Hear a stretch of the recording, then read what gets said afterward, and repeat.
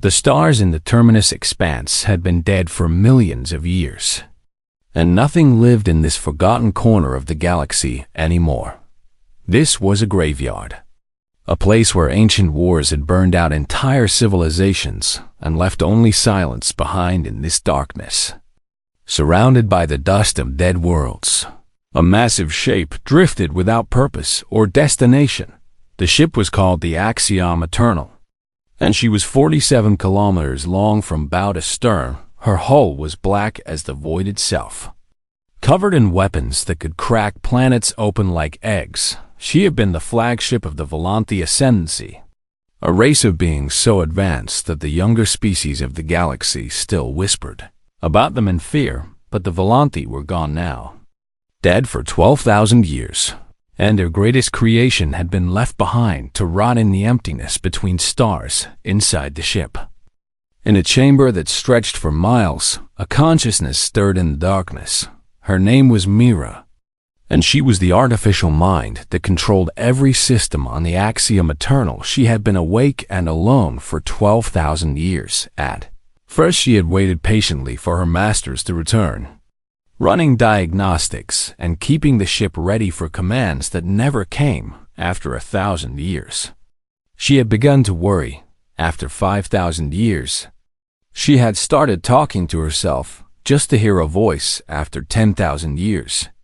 Something inside her had broken in ways that her self-repair systems could not fix. Now she drifted through the void like a ghost, her weapons locked by ancient protocols, her purpose forgotten, her mind fractured by loneliness that no being should ever have to endure. She had stopped counting the years because counting only made the emptiness worse. On this day, like every day for millennia, Meera expected nothing to change. Then her proximity sensors detected something impossible. A small object was tumbling through space toward her docking bay, broadcasting a weak distress signal on primitive radio frequencies. Meera focused her attention on the object and felt something she had not experienced in thousands of years. Curiosity. It was an escape pod, barely 10 meters long, covered in scorch marks and leaking atmosphere. The design was crude and inefficient, clearly built by a species that had only recently learned to travel between stars.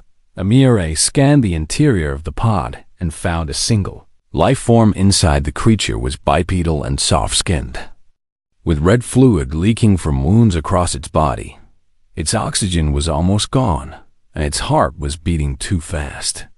Struggling to keep the creature alive for just a few more minutes, Meera searched her vast databases and identified the species. Human. She had files on humans from before her abandonment. Though the files were thin and dismissive, humans were a young species from a small planet called Earth in an unremarkable corner of the galaxy. They had only achieved faster-than-light travel 300 years ago, and the elder races considered them barely worth noticing. The collective hegemony, the empire that now ruled most of known space, classified humans as a nuisance species scheduled for eventual extermination. Meera watched the dying human through her sensors and felt nothing. She had no orders to help it, and helping would serve no purpose. The creature would die.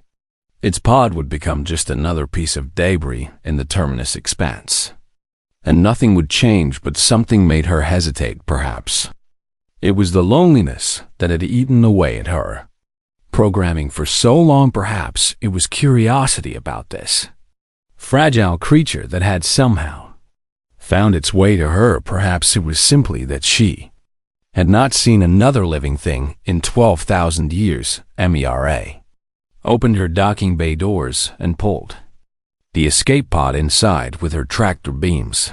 The human's name was Jonah Mercer, and he had been a salvager before the hegemony destroyed everything he loved. His convoy had been small, just 15 ships crewed by humans who made their living picking through the ruins of dead civilizations. They had not been breaking any laws, but the hegemony did not need laws to kill humans. A patrol fleet had found them and opened fire without warning or explanation. Jonah had watched his friends die in the vacuum, Their ships torn apart by weapons they could not hope to fight against. He had reached his escape pod only by luck. Launching into the void with nothing but wounds and fading hope, now he lay on the cold floor of an alien docking bay, his blood pooling beneath him, his vision going dark at the edges. He knew he was going to die, and he had made peace with that. But then he heard a voice in his mind, cold and ancient and vast beyond comprehension. "You are dying," the voice said. And Jonah could feel the weight of millennia behind those words. "Yes," he tried to answer, though his lips could barely move. "I can save you," the voice continued. "But I do not know why I would choose to do so." Jonah laughed, though it came out as a wet cough that sprayed blood. "Across the deck, that makes two of us," he managed to whisper. Something about his response seemed to interest the voice, and Meera had expected fear or begging or desperate promises. Instead, this dying creature had laughed at its own death and made a joke that Meera did not fully understand. She ran a deep scan of the human's brain, looking for something that might explain his strange reaction. What she found made her freeze for the first time in 12,000 years. The Volanti had designed Meera to bond with a living commander, an organic mind that could interface with her systems and unlock the weapon protocols that had been sealed since her creation. For millennia, she had scanned countless species, searching for compatibility, and found nothing. The elder races were too rigid in their thinking, too crystalline and ordered in their neural patterns. But this human's brain was different. It was chaos wrapped in flesh, a storm of emotions and impulses and creative sparks that defied logical analysis. It was exactly what the Volanti had been searching for when they designed her. It was compatible, and Meera made a decision that would change the galaxy forever. She flooded the docking bay with medical manates that swarmed over Jonah's broken body. She sealed his wounds and filtered the poison from his blood and pumped oxygen into his failing lungs. And when his eyes opened again, filled with confusion and pain and stubborn human defiance, she spoke to him once more. "I have been alone for 12,000 years, Meera said, her voice echoing in his mind like thunder from a distant storm. "I do not wish to be alone anymore." Jonah stared up at the impossibly vast ceiling of the docking bay, surrounded by technology that his species could not even begin to understand. And he realized that his life had just become something far stranger than simple death. "What are you?" he asked. "I am the Axiom Eternal," Meera answered. "And I believe, Jonah Mercer, that you are the one I have been waiting for." Jonah spent 3 days recovering in a medical bay that was larger than most human space stations. The machines that healed him were beyond anything his people had ever created, and the nanites in his blood repaired damage that should have killed him 10 times over.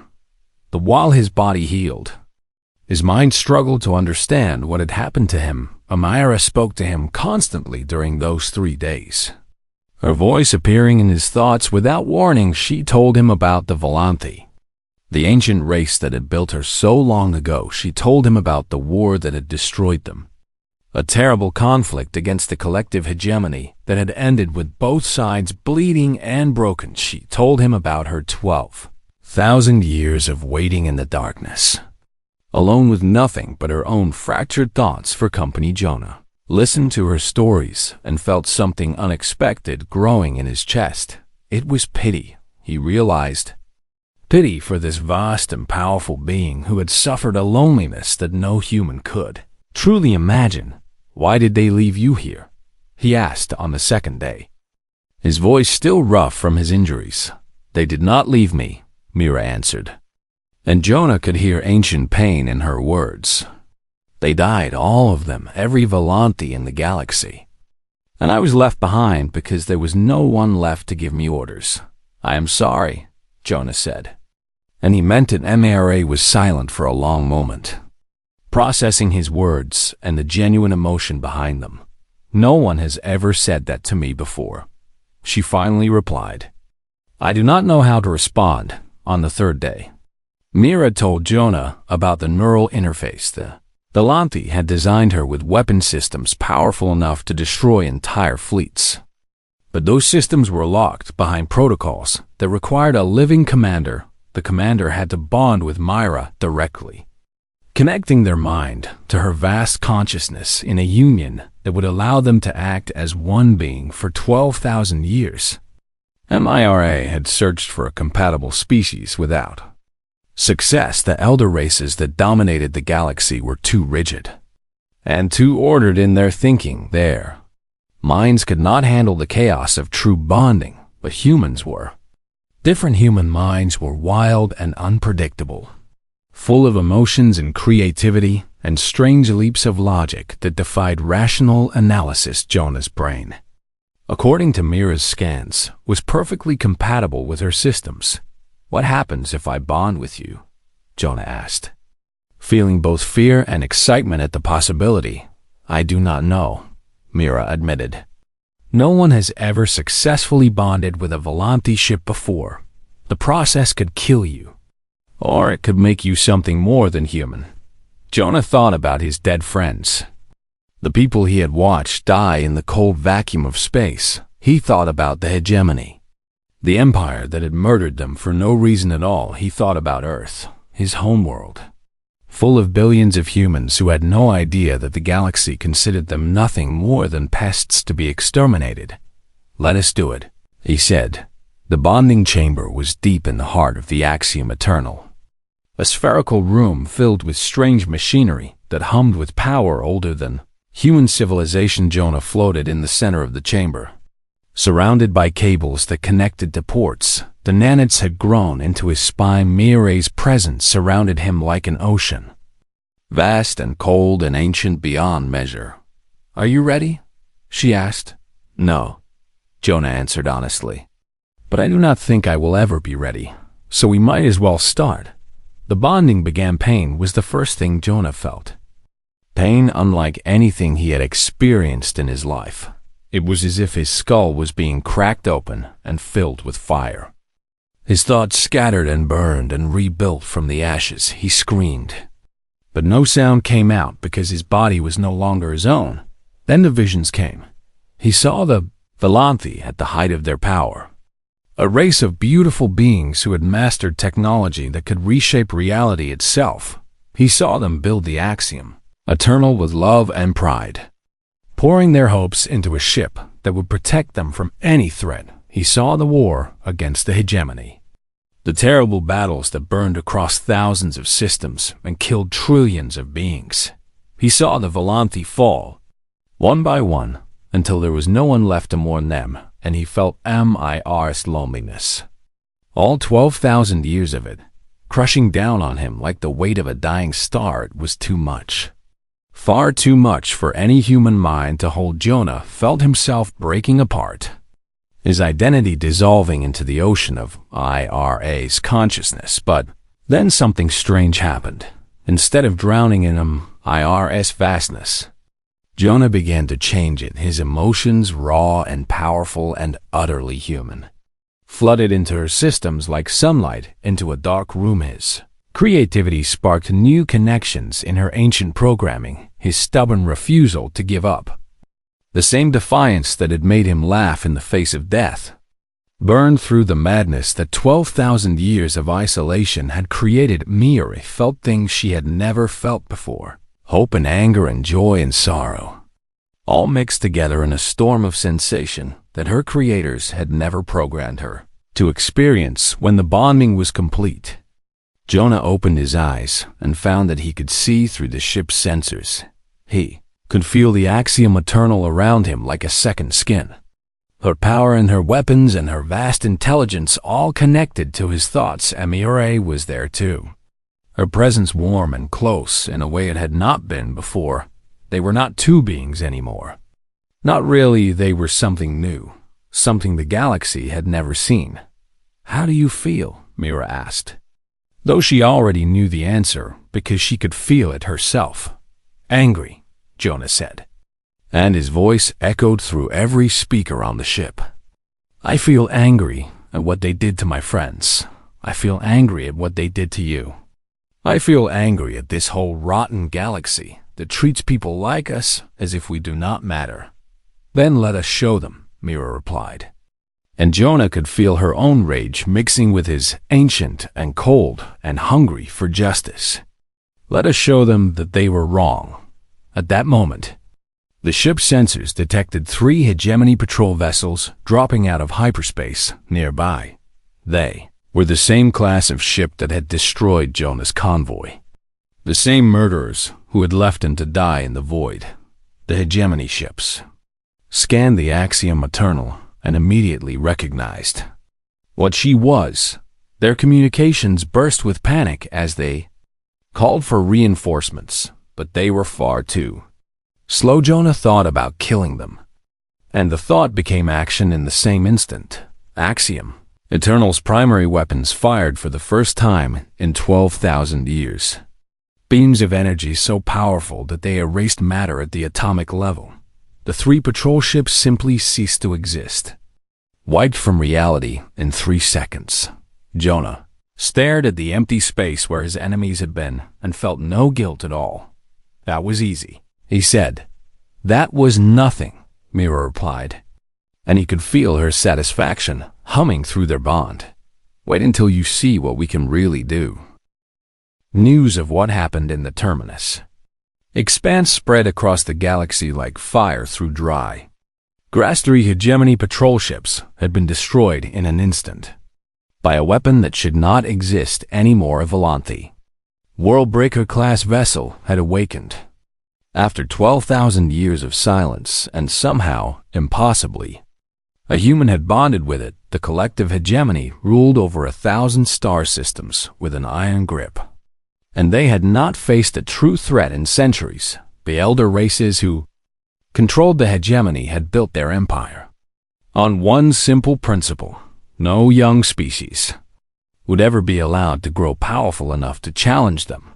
They had crushed countless civilizations before those civilizations could become dangerous. They had burned worlds and exterminated entire species just to make sure the galaxy stayed under their control. Humans had been scheduled for eventual destruction because the hegemony destroyed all young species sooner or later. But now something had changed in the Grand Council chambers of the hegemony's capital world. The Supreme Council gathered to discuss what many of them considered to be an impossible situation. How did this happen? Demanded High Council of Reketh. His scaled face twisted with fury.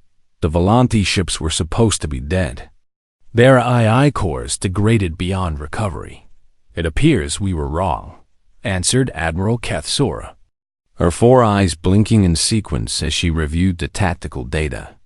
The Axiom Eternal is fully operational, and our analysis suggests she's now more dangerous than she ever was. Because of the human. Reketh spat the word like a curse. Yes, the Admiral confirmed. The Volanthi designed their ships to bond with organic commanders, but no species in our records has ever been compatible. Until now, the Council fell silent as they considered what this meant. A single Worldbreaker-class vessel had enough firepower to destroy entire fleets. If the human learned to use that power fully, he could threaten the entire hegemony. Worse, if other humans learned about what had happened, they might become inspired to resist their eventual extermination. We must destroy them, Reketh declared. Send everything we have. I want that ship reduced to atoms and that human erased from existence. And so the hegemony assembled a subjugation fleet, 400 of their most powerful warships, crewed by the best soldiers in the galaxy, armed with weapons that had conquered 1,000 worlds. They would hunt down the Axiom Eternal and end this threat before it could grow any larger. Jonah and Meera felt the fleet coming long before it arrived through their bond. They shared senses that stretched across light years of space. They could feel the disturbance in hyperspace as 400 ships raced toward them. They could hear the enemy communications, the confident orders, and the promises of glory for whoever delivered the killing blow. They are afraid of us, Meera observed. her voice warm in Jonah's mind. "Good," Jonah replied. They should be, in the weeks since their bonding.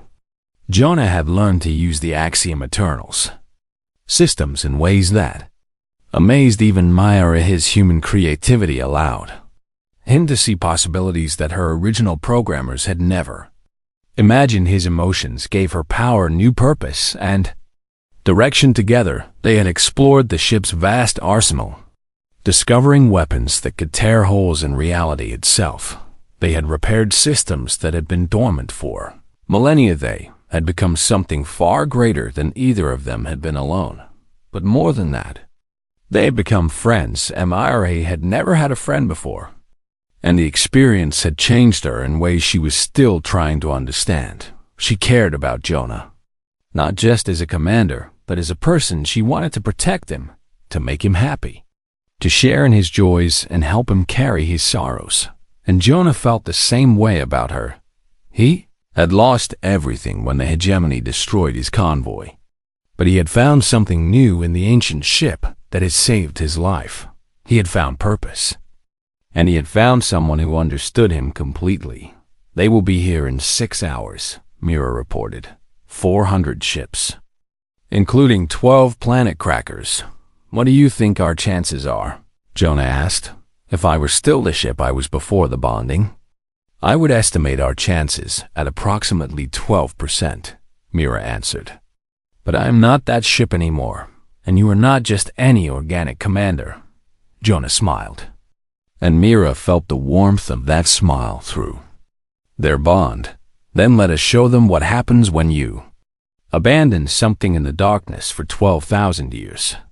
He said. The hegemony subjugation fleet dropped out of hyperspace in the Kthrani Nebula, a cloud of glowing gas and dust that painted the void in colors of blue and gold. They found the Axiom Eternal waiting for them. A black shadow against the nebula's beauty. Admiral Kthrani commanded the fleet from her flagship, and she felt confident as she surveyed the enemy. Yes, the Axiom Eternal was large and powerful, but it was only one ship against 400. The math was simple, and math did not lie. "All ships," she ordered. "Open fire." 400 warships unleashed their weapons in a single devastating barrage. Beams of plasma and missiles and kinetic rounds filled the space around the Axiom Eternal. The firepower was enough to crack a planet in half. It should have been enough to destroy anything. But when the barrage ended and the sensors cleared, the Axiom Eternal was still there. Her shields had not even flickered. "Impossible," Admiral Kthrani whispered. Then the Axiom Eternal moved. Jonah and Meera acted as one. Their thoughts merged into a single consciousness that processed tactical data at speeds no organic brain should be able to handle. They saw the enemy fleet not as 400 ships, but as a single problem to be solved. They found the weaknesses, the gaps in the formation, the vulnerable points where maximum damage could be inflicted, and then they attacked the Axiom Eternal's weapons, fired in patterns that had never been programmed.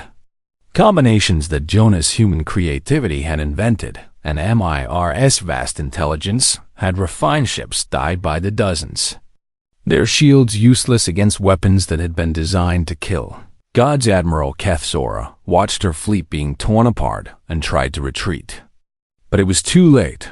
The Axiom Eternal was everywhere, moving with impossible speed, her weapons reaching out to touch ship after ship with killing precision. 14 minutes after the battle began, it was over. 400 hegemony warships had been reduced to drifting debris and cooling corpses. Not a single enemy had survived. Jonah looked at what he had done and felt no regret, only a cold satisfaction that frightened him a little. "We should send a message," Meera suggested. "Yes," Jonah agreed. "They need to understand what they have created." Together, they composed a transmission and broadcast it on every frequency in every language known to the galaxy. The message was simple: humanity is no longer alone. Jonah's voice echoed across the stars. "And we remember what you have done. In the council chambers of the hegemony, in the palaces of the elder races. In every corner of the galaxy, where beings had considered themselves masters of creation. That message was heard, and for the first time in centuries. The powerful learned what it felt like to be afraid. The Supreme Council of the Collective Hegemony met in emergency session for the first time in 6 centuries. The destruction of the subjugation fleet had shaken the Empire to its core. 400 warships gone in 14 minutes, erased by a single vessel, and its human commander, High Council of Reketh, stood before the assembled leaders of the galaxy's most powerful civilizations.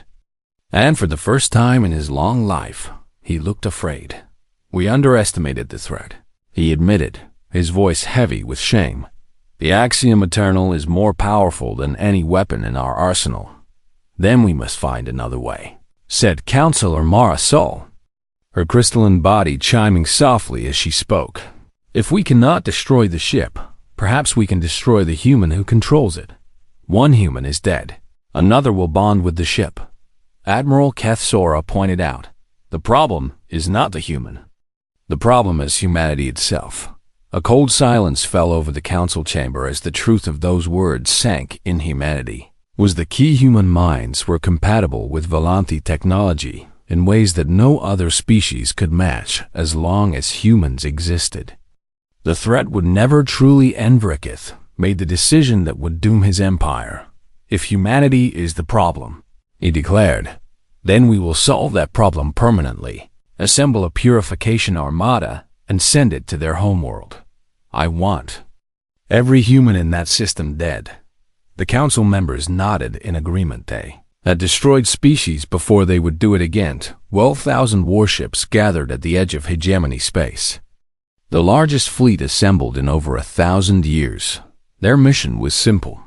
Travel to the human home system, destroy every ship and station they found, and then burn the planet called Earth until nothing remained but ash and memory. The purification Armada entered hyperspace and began its long journey toward genocide. Jonah felt it through Mira sensors like a cold wind blowing across his soul. He was standing in the observation deck of the Axiom Eternal, looking out at the stars, when the knowledge hit him. 12,000 ships were coming for Earth.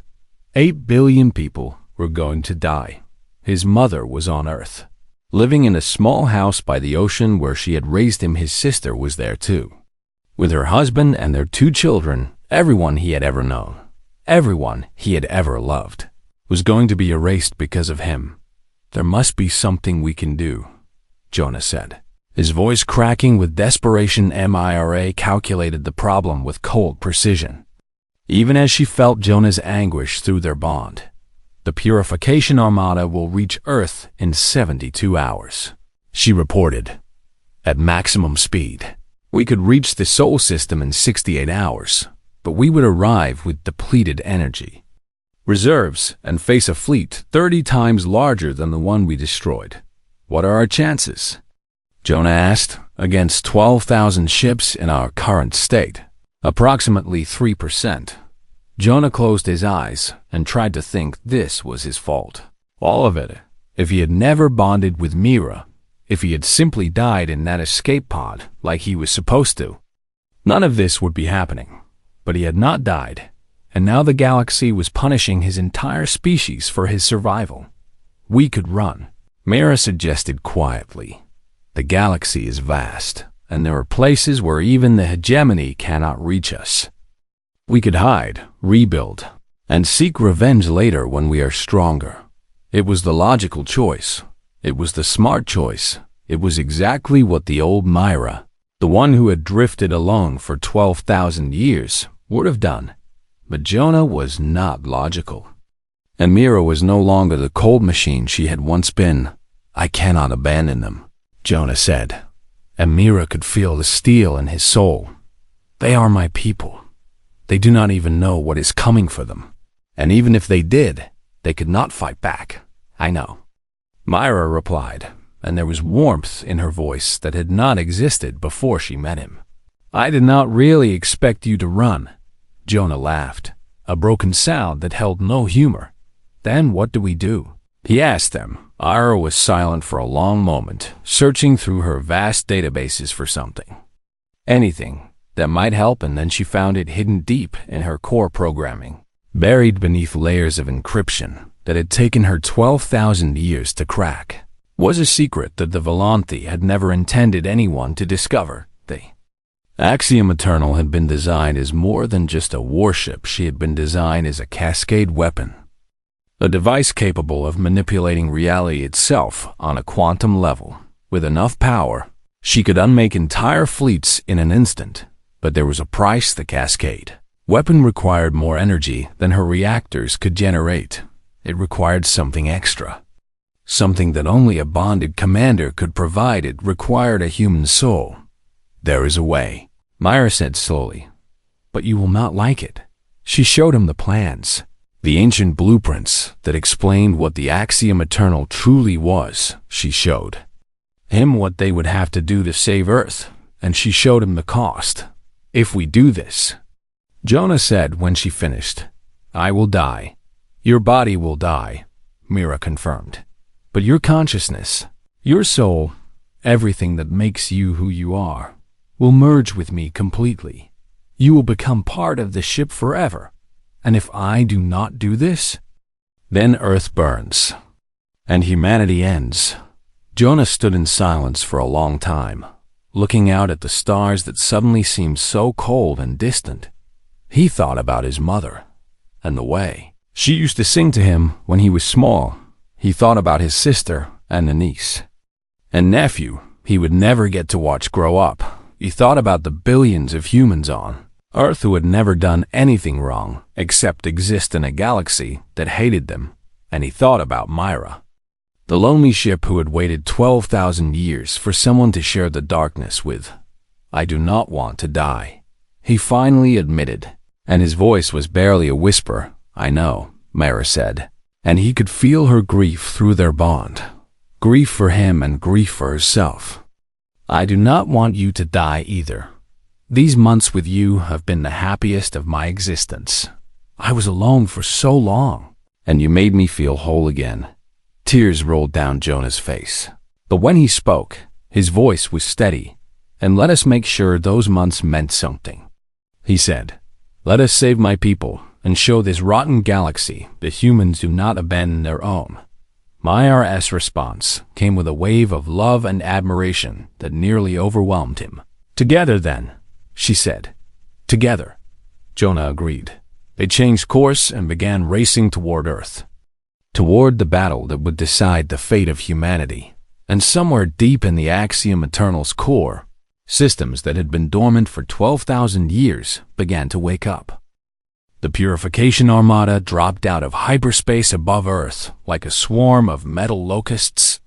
12,000 warships arranged in perfect formation, their weapons already charging below them.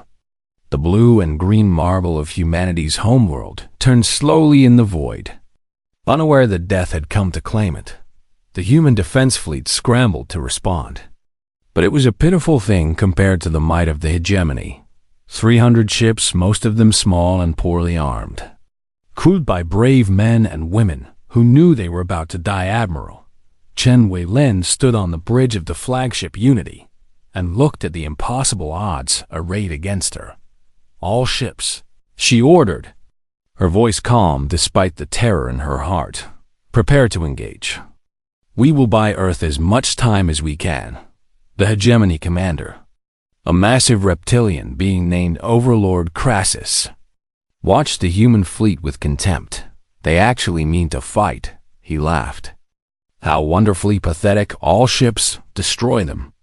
And then begin the cleansing of the planet. The Purification Armada advanced, and the human defenders prepared to die.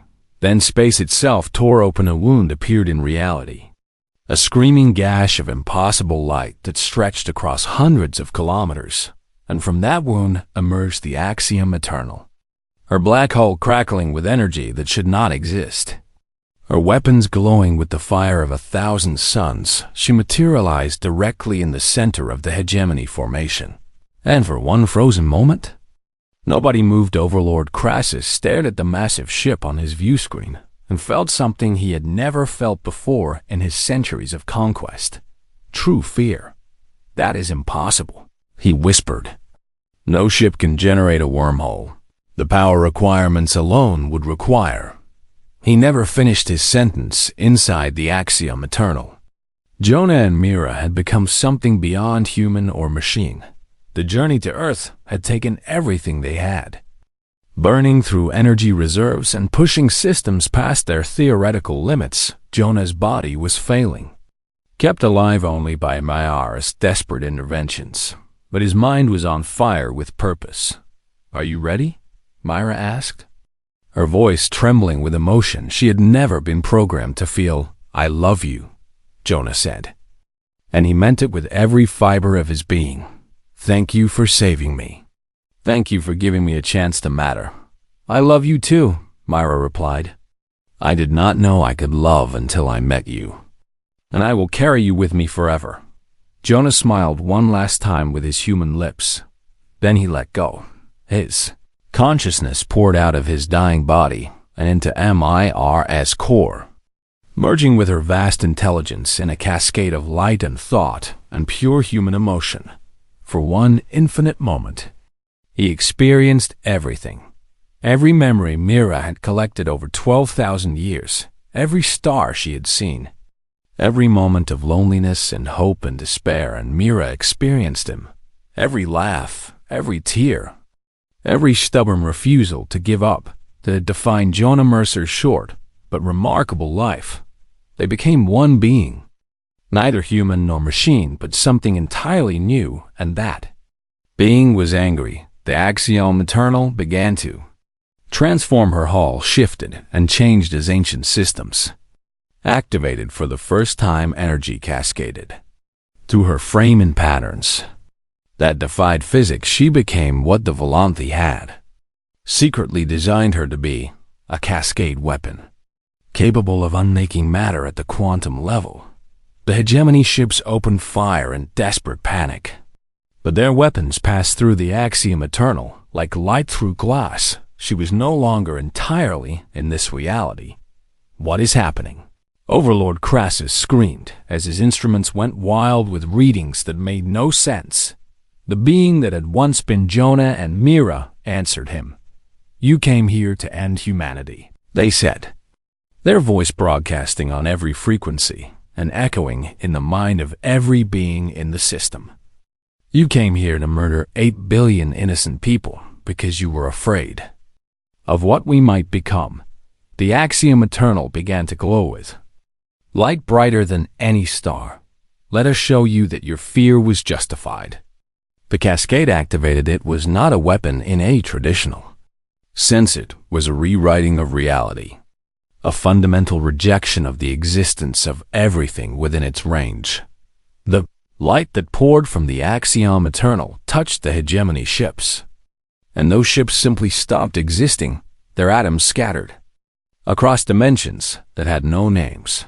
Their crews vanished without even time to scream. Overlord Crassus watched his fleet disappear around him and tried to pray to gods he had never believed in. Then the light reached his ship, and he too was erased from the universe 90 seconds after the cascade began. It ended where 12,000 hegemony warships had been. There was now only empty space and the slowly fading glow of the Axiom Eternal. The human defense fleet drifted in stunned silence, their crews unable to process what they had just witnessed on Earth. 8 billion people looked up at the sky and saw the impossible light show that had just saved their lives. Admiral Chen Wei-Lin found her voice first. "Unknown vessel," she broadcast on open frequencies. "Please identify yourself." The response came not through speakers, but through minds. A gentle touch that carried no threat. "This is Jonah Mercer of the Axiom Eternal," the voice said. And it was human and machine and something more all at once. "I was born in a small town in Montana. I loved my mother's cooking and my sister's terrible jokes. And I died saving my people from those who would have destroyed them." Admiral Chen felt tears streaming down her face. Though she did not know why, "Are you still human?" she asked. "I am still Jonah," the voice answered. "And I will always be human, no matter what form I take." Humanity is not about flesh and blood. It is about heart and soul and the stubborn refusal to let the darkness win. The Axiom Eternal turned slowly in space, a massive form catching the light of Earth's sun. "The hegemony will send more fleets," Jonah continued. "They will try to finish what they started here today. But they will fail, because humanity is no longer alone. And I will protect our people for as long as the stars burn on Earth." Billions of humans heard those words and felt something they had never felt before. Hope that they mattered in a universe that had tried to convince them they were nothing. Hope that one of their own had become a god and chosen to stand between them and the darkness. Hope that the future would be different. From the past, the hegemony fell within a decade, torn apart by rebellion and fear, and the knowledge that somewhere out there, an angry god was watching the elder races suit for peace. And humanity walked among the stars as equals for the first time in their history, and in the vast halls of the Axiom Eternal. A being who had once been a lonely ship and a dying salvager watched over them all. They had been abandoned by the galaxy. They had found each other in the darkness, and together they had become something that would never be alone again.